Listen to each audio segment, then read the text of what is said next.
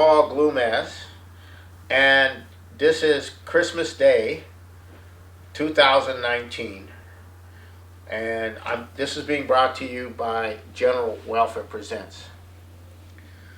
Tonight, as we are a week away from the beginning of 2020, I want to project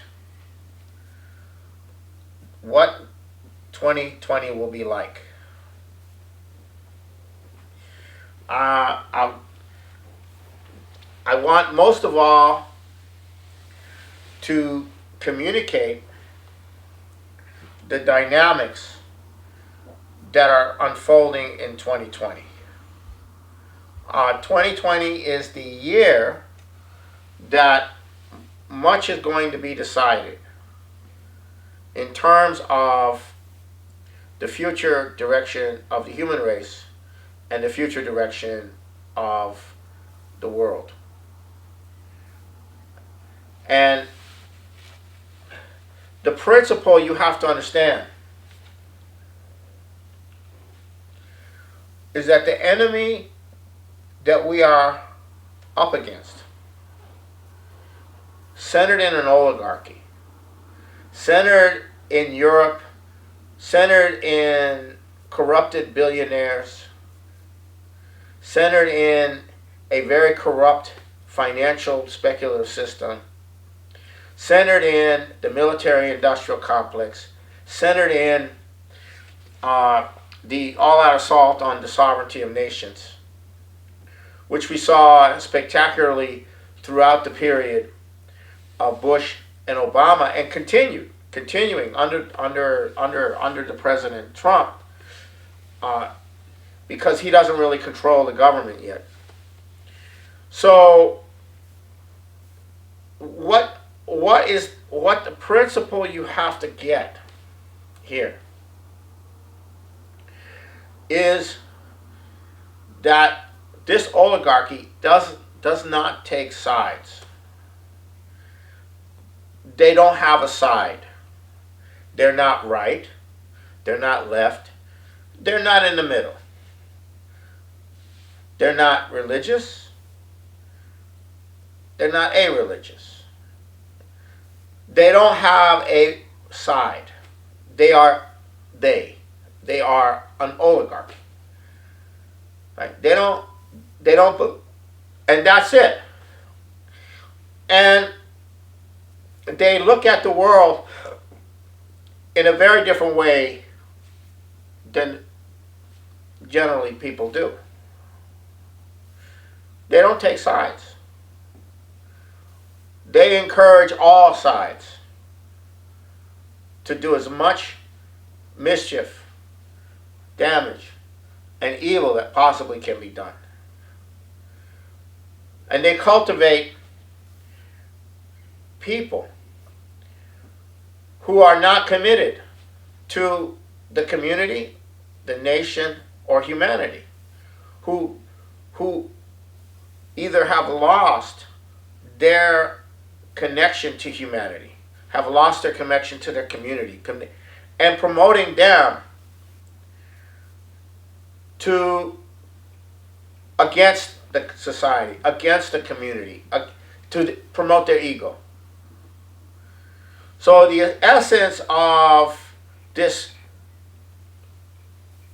oligarchic control is the ego, is the individual ego. And we all can be manipulated through our individual ego. Okay, if we do not have a passion for humanity, or if we do not have a sense of our responsibility for society, for the general welfare, for people. Okay, that's what they attack. And once somebody's in that position, then yeah, they're willing to do whatever they can to become wealthy. They're really willing to create laws that are criminal, that make legal criminal things that would otherwise have been criminal in the past. So there's been a massive corruption of society. And the thing about this empire is that they will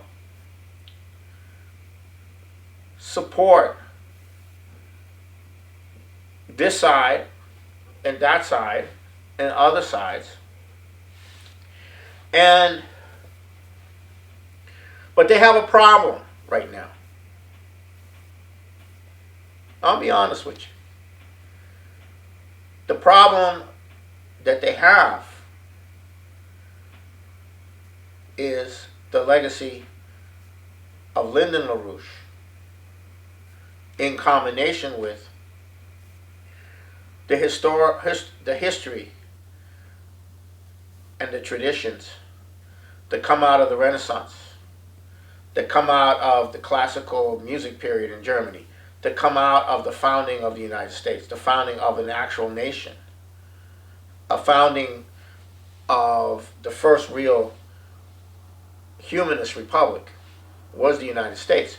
So that continuing, that tradition and that legacy, and the legacy of Leibniz, and the political legacy of the founding fathers, and John Quincy Adams, and Lincoln, and McKinley, and FDR, and Kennedy, that political legacy, Martin Luther King, that political legacy, combined with the work of Alexander Hamilton on creating a policy application of Leibnizian science and the development of manufacturers and so forth. This legacy shaped and directed through the work of Lyndon LaRouche has created the greatest opposition to the enemies of humanity. And that legacy doesn't take sides in the sense of right or left, or this religion versus that religion. That legacy is out to crush the oligarchy and free humanity from this evil that infests everyone, that infests, So this evil is absolutely more and more transparent. You see it in the impeachment process. You see it in the attacks on China. You see it in the corruption of Ukraine. You see it everywhere. And it's not that people don't know that this evil exists. It's that they have a president who is showing an effort to attack that evil. And that is causing millions of Americans who otherwise would have given up hope and just surrendered themselves to mere existence to actually come out to defend the president against this evil, which does not want this president there, because he said, "Make America great again." He said, "The nation comes first." Very simple things. But this is intolerable. This is intolerable.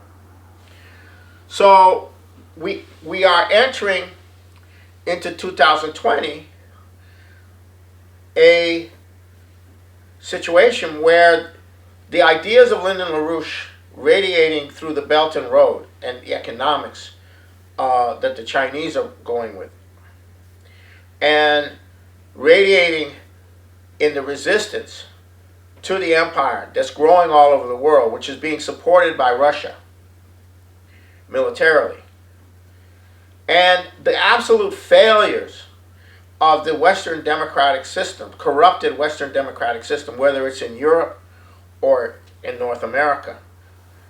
Those combination of things provide the environment for a profound breakthrough in this coming 2020. So I believe that 2020 will be a year of profound breakthrough. The problem is that people don't get involved unless they can perceive themselves to be part of a drama.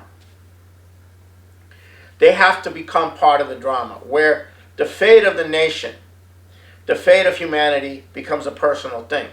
Even at the simplest level of education, or the activation of people based upon their participating in this drama. This is what President Trump is perhaps excelling at, which also is why he's criticized, because he's a very dramatic personality. And that dramatic personality draws out a drama. And it's that drama which is causing people to become more engaged. And then the more that those people are being attacked, the more that Trump is being attacked and gone after, the more that drama intensifies. And the more people are becoming, come in. But all of that will go nowhere unless those people who are coming into the process of caring for the nation in a fight, because they see the person that is trying to do something coming under attack, it won't go very far if in the process of that waking up, they are not at the same time beginning to discover a new paradigm, beginning to discover ideas, beginning to see that their mind is becoming active, and they're starting to think, and they're starting to look into things, and they're starting to investigate things. And that process is the revolutionary process. And that is what all the efforts are being used to try to contain. And it's not just the Democrats, it's also the Republicans. It's also the media. It's everything. They're trying to contain this unfolding, what Shelley calls that moment, and Rosa Luxemburg calls the mass strike. That is the mass strike. And that is where these ideas that LaRouche represents are very critical in this situation, to give people, so that ultimately people understand why the 4 laws that Lyndon LaRouche represents as his essential bequeathment to us is necessary to be implemented. And this is the trajectory that we're going into in 2020. And with that also comes the loss of the control over the legacy of Lyndon LaRouche, which still is in the hands of the enemy, as far as the public is concerned in the U.S. It's not like that in the rest of the world, but it is in the U.S. and Europe. And that legacy, that control over the legacy is I project, will be broken in 2020. So as we go into 2020, we also will see the reactions of the world, and especially the world in the U.S. and Europe, to the fact that the financial system is in deep trouble. It is going to collapse. How it will collapse, how it will be interpreted, who will get the blame, all of that is in 2020 at this point. The entire impeachment operetta is blowing out. The Democratic caucus had not one Republican vote for impeachment. And now they're saying they will not send the impeachment to the Senate. Why? Because they'll send it to the Senate if certain conditions are met. That's crazy. You just impeached the guy. You just issued an indictment. Now you're not going to send it to the Senate because you want to keep it going? I mean, the average person out there has to wonder, what the hell are these people doing? But in their mind, they're playing a game. of being as destructive as they can towards the presidency of the United States. And there's something terrifyingly evil that's gripping these people. A hatred that they're mapping onto the president. And I don't really fully understand their inside emotion on this. But there's this hatred of the president. Because any success by this president will completely, one of the things is any success by this president will completely show what a bunch of scum these people are. Any success. They have an absolute evil, if not satanic, desire to crush anything positive because of their corruption. And it's hard for me to understand that. It's hard for me to deal with that. So that's where, that's going to be 2020. That's in 2020.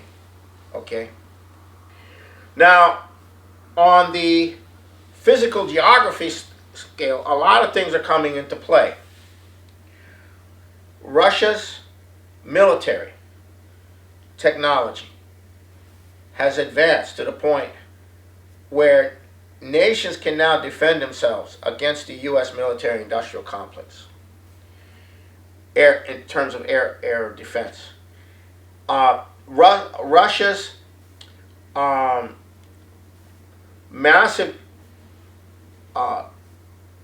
expansion of gas and oil to China is now beginning with the construction of these pipelines. Nord Stream 2 is now coming into play. And there's a huge fight around that. So the world's map is changing such that the actual power of the imperial system with respect to the enforcement provided by the U.S. military-industrial complex is shifting at the same time. The ability to launch a nuclear war and win a nuclear war, even though the delusion still might be there to make a try at it, that potential is also declining. So we're coming into a very interesting, very decisive, potentially very cataclysmic 2020. And it is the year that people have to get involved in the world, have to become, to understand what the issues are, to understand what is happening, to understand why what is happening is happening. This is the year that it needs to be done, and to get involved. Okay. In this process. Now, to give you just a sampling of what I'm talking about locally, that is in the U.S., there was a call by the Democrats and the Obama resist apparatus and all of the related associated groups for massive demonstrations to coincide with the impeachment operetta. And the biggest demonstration was 1 to 2,000 in New York City.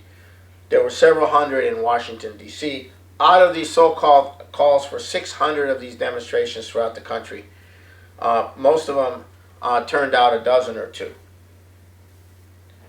Now, you would expect, if the population was really enthusiastic about impeachment, you would see a demonstration of 100,000.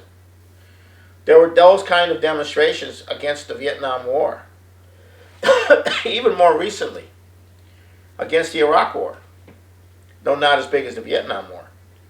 You would expect millions of people to be out on the street, or hundreds of thousands, or tens of thousands. They didn't show. The people aren't showing up. The media is showing up. You can't get the suckers out of your head. You know? So what? So who supports impeachment? Well, let's go the other way. On a very cold day in Battle Creek, Michigan, Trump went to do a campaign event. I guess you would call it an anti-impeachment event. 10,000 to 20,000 people lined up. And there was only a small venue, relatively small venue. I don't know, maybe 5,000, maybe more. And people were in line. And there were pollsters there. And they were doing a very serious poll taking. And the results of that poll are interesting. 15% of the people in that line have never voted in their life. You have people, 15%, that's what, 1,500, 2,000 people, maybe, in that line who have never voted, have never cared to vote, have never wanted to vote, or maybe they're young. You have to think about that. They showed up. Another 15% have only voted once, most likely in the last election or the election before when they voted for Donald Trump.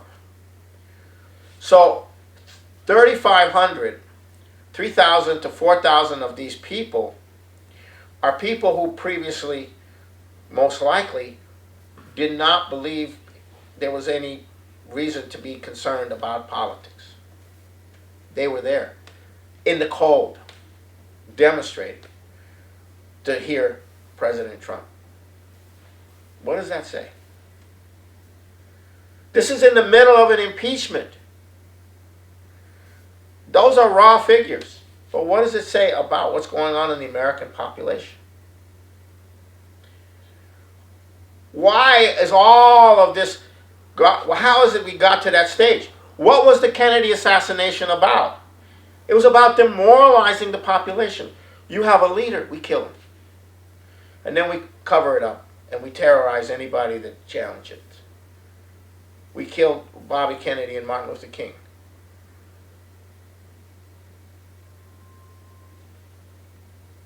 See, you can't get anything done. You can't do anything. You can't represent anything. Because if you get to that stage where you're actually going to be able to do something, we're going to kill you. And don't think that's not the message. That the Kennedy assassination and these other assassinations were intended to impose upon the American people. That was the message. So why bother? You come back from Vietnam, why bother? You know the whole thing's a fraud. Why bother? But it's precisely because of that the country is being destroyed. Because the citizens didn't think there was any hope. The citizens didn't think there was any purpose of being involved. So who are the people who are going to get involved? The people who have something to gain from being involved, personally. Those who have personal gain to get involved. That's who they've been involved ever since. And now you have somebody who's not behaving that way. And there's a reactivation taking place of the American people. But that is only the beginning. These people have to be armed with ideas. Otherwise, it's not going to go anywhere. And don't kid yourself. There's a trap for Trump at every corner. There's the Boris Johnson Brexit trap. Oh, we're breaking from the European Union. Why don't the U.S. and Britain form an English-speaking empire over the world? You know, that's another trap. You have Steve Bannon promoting that. You have these the same crowd that was around Ronald Reagan, that was fighting LaRouche back in the 80s. You know, around the Heritage Foundation and these characters. You know, so that's what you're dealing with. This is the Margaret Thatcher crowd. It's but like I said, the oligarchy takes no sides. The only side they really take, if they take a side, is to keep the average person uninvolved, undiscussing, not discussing what's going on, to keep them in a demoralized condition. But there is an activation going on. And it's the fear of what these people might do that is both controlling the situation and also keeping Trump in office. So that's what we're looking at coming into 2020. We're looking at the growth of this process, the transformation of this process, and this is what you can expect, that this will grow. It's also an election year. And people are going to come to the conclusion that they're not going to get anything done because it's being blocked in the Congress and it's being blocked everywhere unless they throw these bums out. All the bums that are associated with trying to stop the president from being able to do anything. And if that's the message, then you're going to see potentially a massive election defeat for not just the Democrats, but for those who are opposing the president, who are totally opposing the president. And that's what is most feared. That is what is most feared. Because if that happens and Donald Trump is not assassinated, then the power will be reconstituted in the institution of the presidency to break the chains that are currently holding the president from being able to act. And the only thing he's been able to do is, so far, is to prevent a nuclear war. And that, maybe. So that's what we're looking at. So that's what we're looking at in 2020. We're looking at a profound revolutionary situation.